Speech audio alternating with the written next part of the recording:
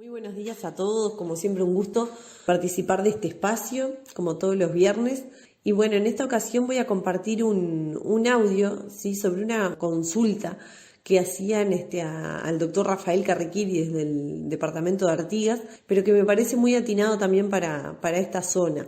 Así que bueno, los dejo con él entonces y bueno, como siempre un gusto, nos vemos el próximo viernes. Mi nombre es Rafael Carriquiri, soy técnico regional en Rivera y doctor en medicina veterinaria. La idea es tratar de responder algunas inquietudes que han surgido desde el departamento de Artigas respecto a las carencias minerales. En particular, qué es lo que sucede cuando los animales comen huesos, es decir, ¿por qué los animales están comiendo huesos? Entonces, en primer lugar, hay que decir que esta situación de que los animales estén comiendo elementos que no componen naturalmente su dieta, como pueden ser huesos, piedras, alambres, maderas, es decir, que a veces las mastican, no es que exactamente que las coman, sino que más bien las mastican, las lamen. Bueno, eso se conoce como apetito depravado o pica. Y no necesariamente está vinculado con la carencia específica de un elemento. Es muy característico que los animales, cuando les falta sodio, la sal común, ¿verdad?, el sodio que está en la sal común, busquen el sodio hasta que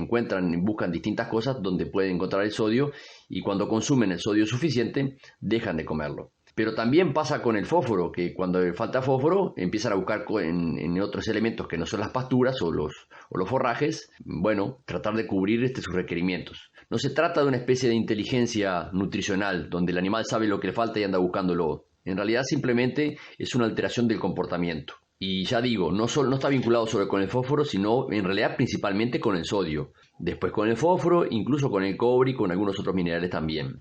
Después conviene decir que Artigas, el departamento de Artigas o la mayor parte del departamento de Artigas está en una zona de muy altas carencias de fósforo. Y cuando me refiero a la carencia de fósforo, me refiero a una relación que se establece entre la cantidad de fósforo que hay en el suelo, la cantidad de fósforo que hay en las plantas o las pasturas y lo que puede consumir el animal. Es decir, que en el suelo hay muy baja cantidad de fósforo, que refleja una baja cantidad de fósforo en las plantas, y a su vez los animales no son capaces de consumir la cantidad de fósforo que requieren para expresar su mejor comportamiento, su mejor productividad. Entonces, cuando el animal está consumiendo una buena cantidad de forraje, esto es en primavera-verano, está mejorando su performance, es decir, que gana más peso o produce más leche, y eso significa que requiere más fósforo. Sin embargo, la cantidad de fósforo que hay en las pasturas no es suficiente. Para manejar algunos valores, por ejemplo, una vaca de cría lactando necesita entre 15 y 18 gramos de fósforo por día. Entre 15 y 18 gramos de fósforo por día. Depende de la cantidad de leche que dé, el tamaño de la vaca y otras variables más. Una vaquillona que esté con una ganancia de peso intermedia, alrededor de 200 gramos, precisa más o menos unos 10 gramos por día. En muchas de las pasturas de Artigas hemos constatado las pasturas de campo natural de Artigas, hemos constatado que eventualmente los animales pueden cosechar 7, 8 gramos de fósforo por día, cuando tienen buena disponibilidad de pastura. Quiere decir esto que pueden cosechar la mitad de lo que precisa una vaca por día y el 80% de lo que precisa una vaquillona. Insisto, siempre que estén comiendo suficiente cantidad de pasto.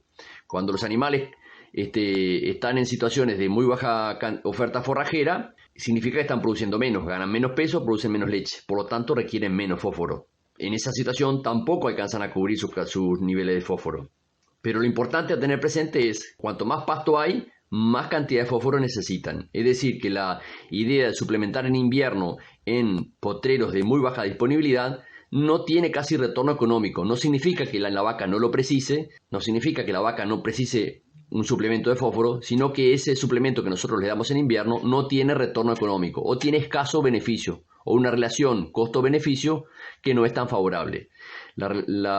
Sí es muy favorable la relación costo-beneficio, o sea que tiene un muy buen retorno cuando suplementamos en primavera-verano, cuando hay buena cantidad de pasto. El otro elemento importante es que cuando vamos a dar para suplementar el fósforo que falta, hay que hacerlo en estas situaciones de alta deficiencia, como mencioné, con sales minerales en lo posible en polvo, con contenido de fósforo del 10% o superiores. Para hacer una cuenta ahí, una vaca que consume 80 gramos de sal con 10% de fósforo está consumiendo 8 gramos de fósforo por día. Quiere decir que cubre la mitad de sus requerimientos de una vaca lactando, ¿verdad? En el caso de una vaquillona, ese consumo, si consumiera esos 80 gramos por día de sal, que significan 8 gramos de fósforo, cubrirían el 80% de sus requerimientos. Cuando utilizamos bloques, tienen la enorme ventaja de ser muy prácticos, pero suele ocurrir de que no son capaces de consumir la cantidad de sal que necesita para cubrir sus requerimientos. Fundamental descartar por completo el uso de fósforo inyectable para suplementar este mineral. Una inyectable de 10 centímetros de fósforo,